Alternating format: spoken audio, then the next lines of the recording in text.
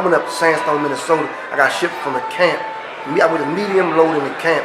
I got shipped from the camp to Sandstone, Minnesota. They found out I was DC. They were like, damn, D, another D. It was like 5 of us up there. They niggas come to my cell. They go radio till you get your property. Just don't bring no drama. I'm like, what the fuck is you niggas talking about? Yeah. So when you say you from DC, motherfuckers do look at you fucked up like you on some bullshit. So he was giving me shit basically thinking so I won't rob him. So that's true. That's true. That's true. How long you been home? 3 years. I think like 3 years. This your clothing brand right here? Yeah. Tell me about it. What you doing with that? Man, actually, I'm not actually selling it. I'm giving it to people I want to have it for advertisement. Okay. Just to market my brand myself right now. Probably by next year, I'm gonna have a website up, ready to sell and distribute. And I got a fucked up mentality because everybody tell me don't do this. I don't want to sell my shit to rats. So if you're a rat, I only want you wearing my shit. That's your prerogative. I totally understand. You dig? So that's why I really ain't open no store neither. I want to be able to give my shit to somebody, but at the same time, I'm as closed-minded and that's stopping money. You know what I'm saying? So niggas gotta. I always had this conversation about dudes. Would I do a movie as a police and a rat? No, I won't. If niggas give me $1 million, I don't fuck around with the police or that rat shit.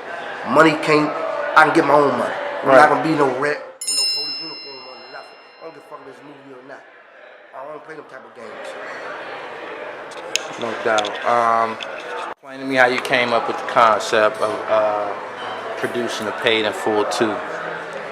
Actually, I usually don't do the social media because I was under the old app. But at the same token, motherfuckers breathing room, I got to thinking while I was in. This is a way I can come up, make some legit money, brand myself even more and worldwide because it's free. Social media is free publicity. Right. It's free advertising. So I was like, man, everybody be telling everybody a story.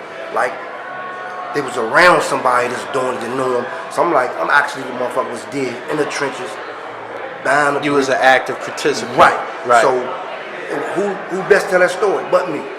Okay. You know, a lot of people telling me don't do it, this, that, and that, but I'm like, that shit dead is over with. Why not? I can't be indicted. Can't nobody get indicted. Right. You know what I'm saying? If you don't tell your story, I tell everybody that that has a street background. I'll be the first to tell you. If you don't tell your story, A&E or Discovery will do it for you. They ain't gonna give you a dime. They won't even consult with you and ask you. You would just look on TV one day and be like, well, damn, they got our story out. And didn't give you a dime. It won't even be accurate. It ain't gonna be accurate. Word. Like I said, everybody know me. So I ain't no fraud, no fake. The streets vouch for me. I don't need no police getting on TV talking about this. I don't need no prosecutor to get on TV. Fuck all that. The streets represent me. I'm representing the streets. I don't need none of that law enforcement shit.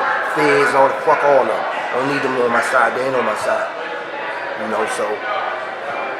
If you we come up in a certain type of environment, man, that it just puts us in a situation where we desire more, we aspire to get more. Do you think had you been in a different environment, upbringing, etc., that you and Andre would have been able to sustain and exist without playing in the streets, and maybe he wouldn't have lost his life? Ooh, that's tough, because I look at it like this, right?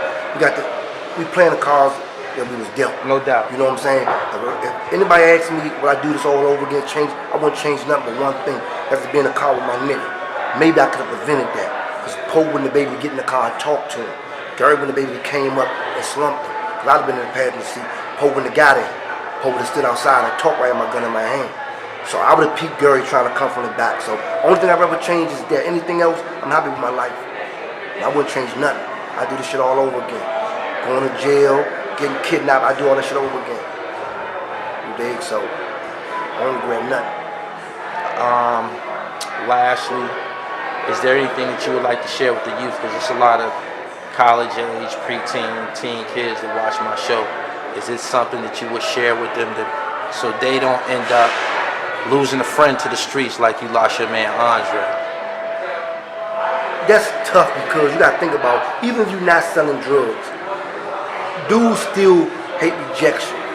and a lot of jealousy and envy come along with that. So you ain't even gotta be selling drugs. You can probably be fucking a lot of little teenager girls or in school, and it be a lot of jealousy and hate. You know what I'm saying? So I just say, man, beware your surroundings.